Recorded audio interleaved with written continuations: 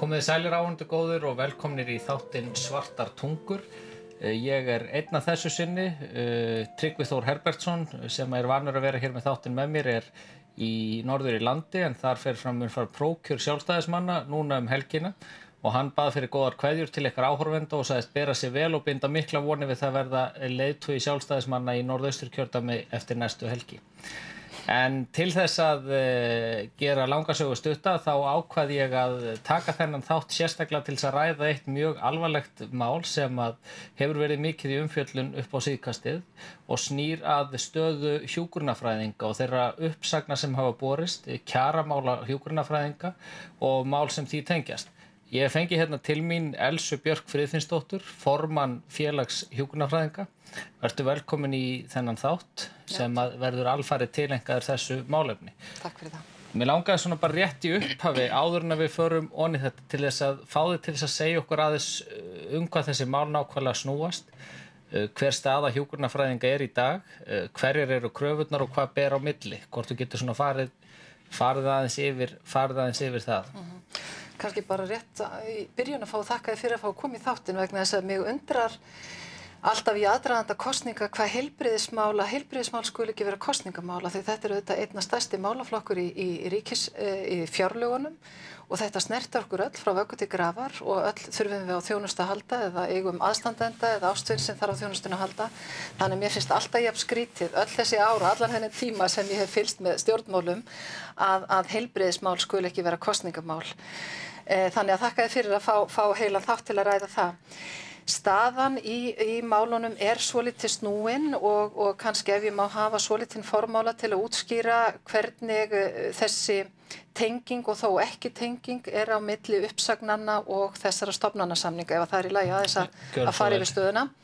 Að sem sagt, svo ég fari nú ekki allt og langt aftur að þá gerðum við kjarasamning við ríkið eins og flest önnur félög mitt ár 2011.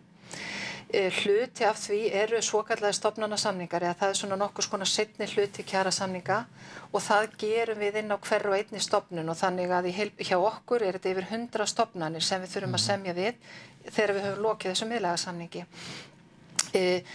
Það stendur að slíka stofnanasamninga skuli endurskoða ef eitthvað breytist í starfsemi stofnunar eða verða áherslubreytingar eða eitthvað slíkt sem kallar á endurskoðun. Og við auðvitað teljum að niðurskurður undanfarinna ára, breyting á þjónustu, breyting á sólarhringsdeildum yfir í dagdeildir og svo framvegis. Allt þetta hefur kallað á miklar breytingar á starfsemi og kjörum. Og þannig við fórum fram á strax eða fljótlega fram á endurskoðun stofnanasamnings á Landspítala og fleiri stofnunum og erum sem sagt búin að vera í viðræðum þá endurskoðun alveg síðan í nóvember 2011 og nú sem sagt samningstíminn að verða búinn og við ekki enn búin að ná þessum áfanga að endurskoða stofnanasamningin.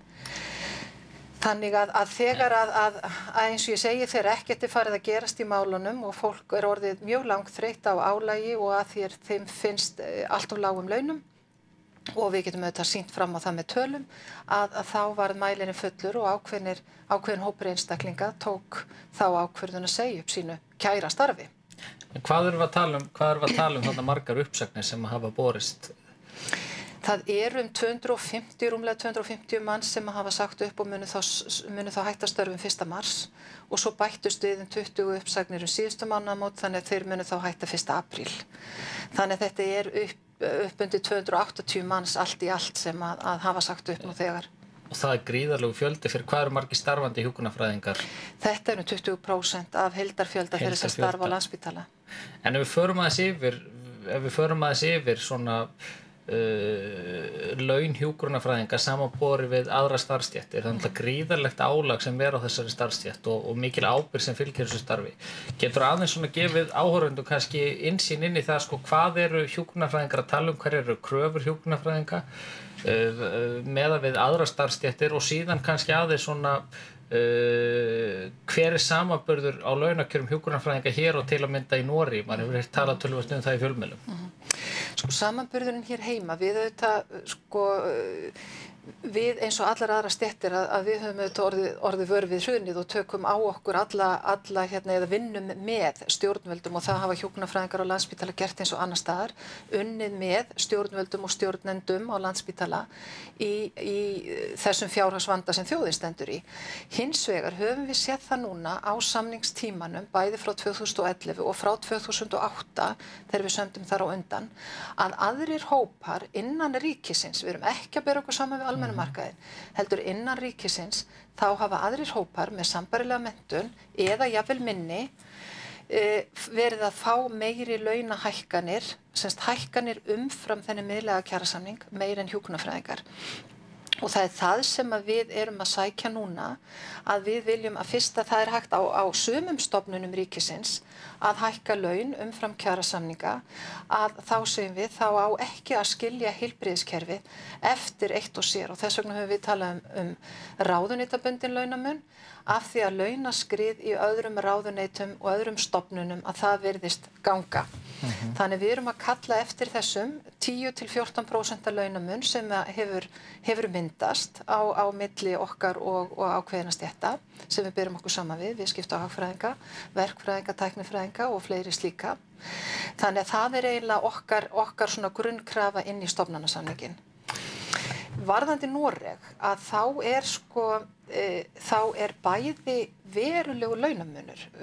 Það hærri grunnröðun og svo auðvitað þeir sem að fara í stuttan tíma og koma heim með norskar krónur, þeir auðvitað njóta gengismunarins til viðbótar og svo líka það sem að hjúkrunarfræðingar segja að álag mun minna. Og ég tek nú gjarnan sem dæmi það sem að reyndir gjörgæsluhjúkrunarfræðingar segja. Þeir segja á meðan við erum hér 2 hjúkrunarfræðingar að annast 3 fárveika sjúklinga á gjörgæslu að þá eru 3 hjúkrunarfræðingar saman að sinna 2. Og þetta lýsir óskup vel þessum mun á verkefnunum sem að fólk stendur frammi fyrir. Þannig að það eru bæði launin, önnur starfsaðstaða, önnur tæki og tól. Við erum að verða mjög langt á eftir í því. Þannig að það eru margir þættir sem að gera það fýsilegan kost að þiggja þessi boð sem að fólk að fá frá Noregi. En hvernig nú eru 20% hjúkrunarfræðinga þá búin að segja starfi sínu lausu? Já. Þessi hópur hlýtur að vera því að nú liðin töluvert langur tími og þessar uppsagnir að taka gildi langflestar 1. mars. Þannig að það ekki nema rétt rúmur mánuður í það og svo aðrar uppsagnir 1. apríl sem að taka gildi. Þá hlýtur það að vera að þetta fólk sem þessir hjúkrunarfræðingar hljóta að vera farnir að horfa í kringum sig, farnir að leita öðrum störfum. Er þið kunnugt að eitthvað af þessum hjúkrunarfræðingum sé kannski þegar búið að fá vinnu erlendis og það skiptir rauninni ekki máli, skaðinn sé skeður? Hvað myndirðu meta að ef að gengið yrði þessum kröfum hjúkrunarfræðinga, hvað er þessi tími búin að gera það verkum að við munum tapa mörgum hjúkrunarfræðingum úr landi? Hvernig? Ég svo sem, eins og ég segi, þetta er ákvörðun einstaklinga að segja upp en er ekki á vegum félagsins. Þannig að ég hef fæ fréttir í gegnum trúnaðamenn sem að ég reyna að hlera hver staðan er á þeirra deildum og svo framvegis. Það sem að þau segja mér að það er að fyrir það fyrsta að það sagði enginn upp að ganni sínu. Fólk þetta er mjög mikið alvöru mál að taka ákvörðun segja upp starfi sem þau menntaði til að sinna og þykir væntum og vilt sinna. Og ert með fjölskyldu og annað. Já, alls konar félagslegar og fjölskyldulegar þættir sem að þar spila inn í. Og þannig að þetta er grafalvarlegt mál að segja upp sínu starfi. Þannig að því lengra sem líður og fólk sagði í desember vorum við kannski ekki svona ákveðið að leita að vinnu en strax frá með áramótum er fólk farið að skoða þessi tilboð sem það er að fá og velta vöngum og því lengra sem líður því lengra er fólk komið svona í hugsuninni að vera að fara. Það er farið að velta fyrir sér húsnæði erlendis, undirbúa fjölskylduna og svo framvegis. Þannig að því lengra sem að nær dregur þessum 1. mars því fleiri eru búnir að festa sig annað. En hvernig er nú er það svo með hjúkrunarfræðinga og með Noreg að það er veruleg, við vorum að ræða hérna fram á það er veruleg skortur á hjúkrunarfræðingum í Noregi. Hvað er þetta ekki kringum 30.000 hjúkrunarfræðinga sem vantar það til starfa á næstu 20-30 árum? Já. Hvernig er staðan hér á landi með þörfina hérna? Hver svona raunverulega myndið þú meta? Nú búið að skera það mikið niður í heilbrigðiskerfinu að hjúkrun það hefur verið undirmannað síðustu árin. Hver raunverulega þörf hér á landi og hversu marga hjúkrunarfræðinga erum við að mennta? Þá maður reynir að setja í samhengi við það við þessa hjúkrunarfræðinga sem við erum núna að tapa úr landi og þetta heilbrigðisstarfsfólk. Hver erum við að ná að metta okkar marka sjálf hérna hvað þessi starfsstétt varðar? Það er tvennt í því. Við getum sagt já að við séum að metta það sem að við þurfum núna því það er búið að skera niður og það er búið að fækka hreinlega til dæmis eins og bara í öldrunarþjónustunni. Hjúkrunarheimili hafa nú verið svolítið til umræðu undanfarið og vandinn sem þar tengist Landspítala að fólk sem hefur lokið meðferð á Landspítala það fær ekki viðeigandi úrræði og heimili annar staðar. Það er búið að skera mjög mikið niður í öldrunargeiranum, í hjúkruninni. Þannig við getum alveg sagt að núna séum við í einhvers konar jafnvægi. En hin spurningin ef við viljum halda öruggri þjónustu og góðri þjónustu, hvað þurfum við þá marga hjúkrunarfræðinga? Og þá ég hrædd að við myndum fá allt aðra tölu, þá myndum við fá tölu verulegan skort. Þannig að það er svona ákveðin dulinn skortur í kerfinu, við höfum kannski plástrað að einhverju leyti, þannig að hann verulegur og það sem við vitum framundan að það eru stórir árgangar hjúkrunarfræðinga að fara á lífeyri, eftir stríðsárgangarnir hjá okkur eins og annars staðar að fara á lífeyri.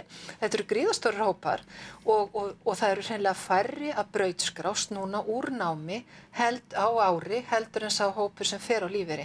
Þannig að við þó við fengjum alla til starfa sem að brautskrást að þá yrðum við samt sem áður í mínus. Þannig að það eru verulegar blikur á lofti, jafnvel þó að Noregur sé ekki einu sinni ógnvaldur. Já.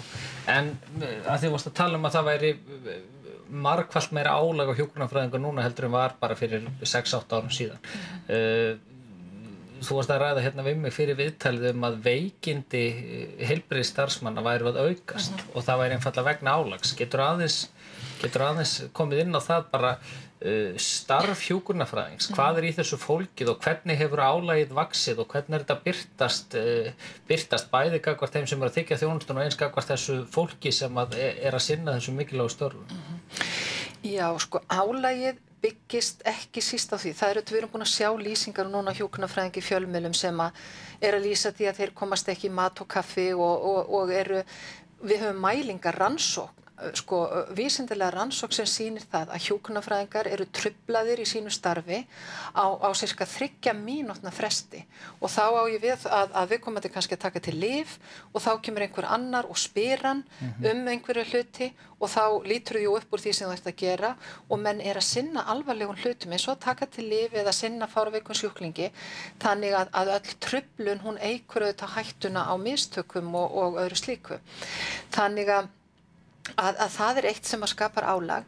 Það sem að hjúkrunarfræðingar segja líka svo slítandi til lengdar að það að fara heim vakt eftir vakt og hafa bara náð að gera það nauðsynlegasta. Vegna þess að það ekki sú hjúkrun sem fólk hefur lært. Hjúkrun sem við lærum að við erum að hugsa einstaklingin sem í heild ekki bara ákveðna líkamlega vandamál sem eru mest aðkallandi. Við lærum að við erum að sinna fjölskyldunni, fræð og svo framvegis. Allt þetta verður að sitja á hakanum og sinna bara því bráðnauðsynlegasta og það það sem skapar svo mikið álag til lengri tíma og svo andstætt því sem að þú hefur lært og vilt gera að þurfa að skilja svona við sjúklingana dag eftir dag og það skapar álag og við erum að sjá, ég veit nefnilega að bæði Landspítali og Sjúkrahúsið á Akureyri segja að veikindatíðnin eða talan hlutfallið hafi ekki aukist en það merkilega við það að við erum að sjá þetta hjá okkur í formi sjúkradagpeninga þannig við erum að sjá gríðarlega fjölgun á milli áranna 2011 og 12 þá sáum við nærri 50% aukningu í veikinda. Já, og það fólk sem komið í langtíma veikindi, reyndir hjúkrunarfræðingar sem eru búin að starfa mjög lengi, þeir eiga allt upp í árs veikindarétt hjá vinnuveitanda og þeir fara ekki á sjúkradagpeninga fyrir þeir eru búnir með þann veikindarétt. Þannig að við erum að sjá alveg gríðarlega aukningu í krabbameinum sem að rannsóknir segja okkur líka þessi vaktavinna já, og þessi vaktavinna hún til dæmis eykur mjög líkur á brjóstakrabbameini hjá konum og álagið eykur auðvitað líkur á bara andlegri örmögnun eins og það heitir þannig og það erum að sjá gríðarlega aukningu í langtíma andlegum veikindum. Við verðum að gera hlé núna, skjóta inn auglýsingum. Ég vil hvetja ykkur til þess að fylgjast hér áfram með. Við ætlum að halda áfram að ræða hér stöðu hjúkrunarfræðinga og niðurskurðinn í heilbrigðiskerfinu strax að loknu auglýsingahléi.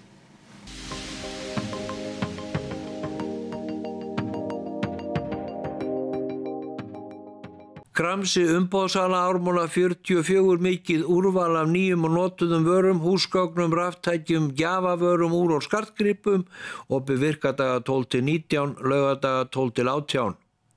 Vegna mikillar sölu óskum við eftir öllum gerðum eigna á söluskrá. Fasteignahöllin Smáratorgi, fasteignahöllin.is. Brautarholtsvöllur, einn af 5 skemmtilegustu sem Þórður Rafn Gissurarson, atvinnumaður á EPD-bóndaröðinni, hefur spilað. Nýir félagar velkomnir, gbr.is. Þú þarft ekki að skóla allan daginn til að viðhalda frískum andadrætti og verja tennurnar. Colgate munnskor, 12 tíma vörn gegn bakteríum og frískur andadráttur. Þú ert að horfa á INN, Íslands nýjasta nýtt.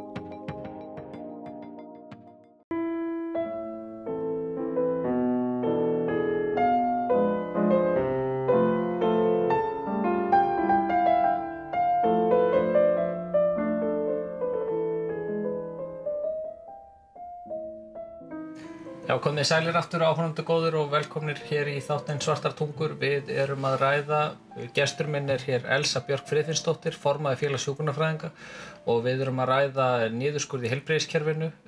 Það þau alvarlegu tíðindi að 20% hjúkrunarfræðinga sé búið að segja upp störfum frá 1. mars og hvað sé hægt að gera til þess að bregðast við þessu. Mér langar, Elsa, að við fórum ágætlega yfir hérna fyrir auglýsingar þar sem að svona snýr að þessum málum ykkar hjúkrunarfræðinga. Mér langar til þess að spyrja þig út í því að það virðist vera að það hafi svona frá hruni bankana, þá hafi myndast svona ákveðin sáttum, eða sem sagt það svona sáttum í heilbrigðiskerfinu og það væri allir að taka saman á þessu. En það virðist vera sem að þegar að fréttir bárust af því að forstjóri Landspítalans ætti að fá launahækkun sem síðan velferðarráðherra ákvað að draga tilbaka í samráði við forstjóri Landspítalans, að það hafi verið kornið sem fyllti mælinn. Og mér langaði svona að spyrja bara þig sem forystumann samtaka hjúkrunarfræðinga, hvað fannst þér þessa ákvörðun velferðarráðherra að hækka laun, eða ætla að hækka laun forstjóra Landspítalans með þessum hætti, og er það ekki bara rétt að þetta hafi verið kornið sem fyllti mælinn, og er einhver von til þess að hægt sé að mynda þessa sátt aftur með núverandi forystu spítalans?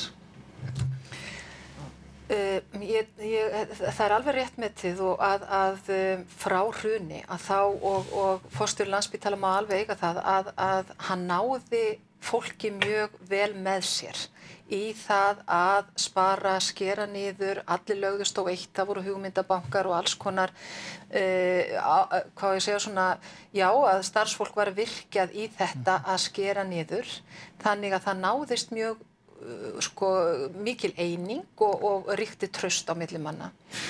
Síðan þegar að þetta gerðist að það spurðist út að ætti með einni ákvörðun að hækka laun forstjórans sem nam heildarlaunum hjúkrunarfræðings, reynds hjúkrunarfræðings, heildarmánaðarlaunum á einu bretti, að þá bara slitnaði eitthvað. Það slitnaði eitthvað í þessu trúnaðarsambandi og varð algjör trúnaðarbrestur. Og það varð auðvitað til þess að hjúkrunarfræðingar sem að þá höfðu og við verið í viðræðum í nærri 1 ár stofnanasamninginn, að það bara brast einhver stífla og fólk sagði bara hingað og ekki lengra. Við erum ekki lengur í sama liðinu sem var nú búið að tala um. Forstjórinn er búinn að draga sig út úr liðinu. Þannig að mínu mati er ekki, það verður ekki unnið. Ég held að núverandi forstjóri geti ekki myndað aftur og það geti ekki myndast aftur þetta traust og þetta trúnaðarsamband sem verður að vera í þessum aðstæðum sem að við erum að búa við. Þannig að ég sé ekki alveg að það náist aftur upp þessi eining sem að var á spítalanum og þá ætla ég að leyfa mér að tala ekki bara hjúkrunarfræðinga, heldur starfsfólk almennt, lækna og aðra. En var það þá ekki röng ákvörðun í rauninni hjá velferðarráðherra á sínum tíma að taka þessi ákvörðun bæði hækka launin og eins á vandræðaganga sem verið hefur í framhaldinu ef að þetta náttúrulega mjög alvarlegt ef að meginþorri starfsfólks á Landspítalanum metur það svo að það verði ekki hægt að mynda aftur traust með þessum forstjóra. Það þá ekki röng ákvörðun að halda áfram með þessum hætti eins og virðist vera að gerast? Jú, sko, ákvörðunin var mjög slæm og mjög röng og það sem að kannski mér fannst að skýringarnar í kjölfarið og svona þessar flóttalegu afsakanir og skýringar sem fylgdu, að mínum að til bættu þær ekki úr skák. Ef að ég væri og hef verið stjórnandi í stóru fyrirtæki og einn af mínum úr mínu stjórnandateymi eða millistjórnandi undirmaður væri rúin trausti þeirra sem hann ætti að leiða á erfiðum tímum. Ég myndi velta því mjög fyrir mér hvort að það væri heppilegt að halda því samstarfi áfram eða því starfi. Þannig að ég verð að segja alveg eins og ég held að bæði forstjórinn vegna þess að hann sannarlega ætlaði að taka sig sjálfur eða fara út úr liðinu. Ég held að mér finnst að forstjórinn verði að skoða sína stöðu og ráðherra þá einnig að skoða stöðu forstjórans, hvort að hann, eftir það sem á undan gengið, heppilegastur til þess að leiða þessa viðkvæmu, eða þessa stóru stofnun sem veitir þessa viðkvæmu og nauðsynlegu þjónustu áfram. Nú erum við að tala að það 20% hjúkrunarfræðinga búið að segja starfi sínu lausu og það liggur alveg ljóst fyrir að það sem að menn að þegar að bera sig saman við eins og til dæmis Noregur, að þessi 10-15% þegar þú talar að hækka laun þessara starfsstétta til þess að koma til móts við aðra ríkisstarfsmenn, að það mun engan veginn setja sem sagt launakjör heilbrigðisstarfsfólk á það stig sem að gengur og gerist í nágrannalöndum. Eru forsendur til þess að klára samninga við hjúkrunarfræðinga nema að þetta traust verði endurnýjað við forystumenn stofnunarinnar? Metur það svo að þessi 10-15% dugi til þess að hindra þessar uppsagnir, eða þarf í rauninni einhverjar meiri aðgerðir og þyrfti þá, eins og þú segir varðandi forystu Landspítalans, þyrfti að endurnýja það traust þá með nýjum forstjóra eða svona maður reyna að átta sig á því með hvaða hætti hægt að koma í veg fyrir það að 20% hjúkrunarfræðinga fari úr landi með tilheyrandi áhrifum fyrir heilbrigðiskerfið og þjónustuna í því. Já, eins og ég segi, við verðum auðvitað að gera ráð fyrir því að þegar fólk búið að segja upp og þegar mánuður rúmur eftir af uppsagnarfresti að þá þarf verulega mikið að koma til þess að fólk skipti skoðun og alltaf í svona uppsögnum að þá tapast einhver hópur en auðvitað skildi maður vona að ef við náum einhverjum árangri í stofnanasamningunum sem við verðum að gera að þá verði það til þess að einhver verulegur hluti þessara einstaklinga sem hefur sagt upp að þeir dragi uppsagnirina tilbaka. Hvað síðan, þá held ég að taki við og þarf að taka við sko gríðarlega mikil innri uppbygging á spítalanum vegna þess að það líka mjög neikvætt að sko þessi umbun sem að forstjórinn átti að fá hún byggðist á því að hann hafði náð að halda spítalanum innan fjárlaga og ég ekki að gera lítið úr fjárlögum en við höfum líka við erum með þessa gríðarlegu mikilvægu þjónustu og ef að fólk spurt hvað mikilvægast í lífið þínu, það segja allir fjölskyldan og heilsan. Það talar enginn sko eftirlitskerfi í fjármálageiranum eða umhverfismatskilur eða eitthvað sem þannig að ég held að sko það verði að stjórnvöld, þau verði að horfast í augu við það að jafnvel þó þau hafi sagt að heilbrigðiskerfinu hafi verið hlíft, þá var gengið of langt og allar þessar viðvaranir sem að var búið að setja fram, bæði hjúkrunarfræðingar, læknar, aðrir heilbrigðisstarfsmenn hafa varað við því að ganga svona hart að heilbrigðiskerfinu, því miður held ég að spárna sig að ganga eftir. Þannig að það verða bæði að koma inn verulegt fjármagn ef við ætlum að halda góðu heilbrigðiskerfi og svo verða menn að fara í þá vinnu að byggja upp aftur sterkt innra starf á Landspítala. Og hvað hafa stjórnvöld, ef það eru einhverju loka skilaboð sem þú myndir vilja koma til velferðarráðherra eða stjórnvalda eða þingmanna, hvaða lokaorð eru það og hversu langan tíma höfum við þessu máli? Ég held að við höfum stuttan tíma. Ég held að ef ég ætti að ráðleggja ráðherra að þá held ég að ætti að skipa núna en starfshópinn en hann hefði bara einhvers konar víkingasveit sem að myndi gera áætlun uppbyggingu kerfisins næstu 3 árin að lágmarka þann skaða sem að hefur orðið af þessum niðurskurði og byggja upp aftur þannig að fólk sjái raunverulega að það er fýsilegu kostur að vinna í heilbrigðiskerfinu og það er eitthvað framundan, það er uppbygging en ekki stöðug afturför.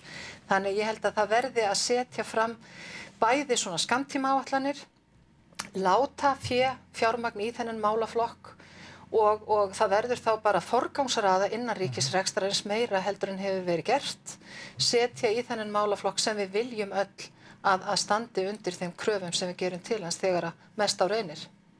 Elsa Björk Friðfinnsdóttir, ég vil þakka þér kærlega fyrir að koma hérna inn á þátt. Fyrir ykkur sem hafa verið að fylgjast með vil ég þakka ykkur kærlega fyrir. Við munum halda áfram að fjalla þessi mikilvægu mál og fylgjast með þeim og vonum svo sannarlega að það komi ekki til þess að 20% hjúkrunarfræðinga muni segja hér upp störfum 1. mars. Við sjáumst aftur að viku liðinni og þá verður væntanlega Tryggvi Þór Herbertsson kominn suður til Reykjavíkur aftur eftir prófkjör. Lifið heil þangað til.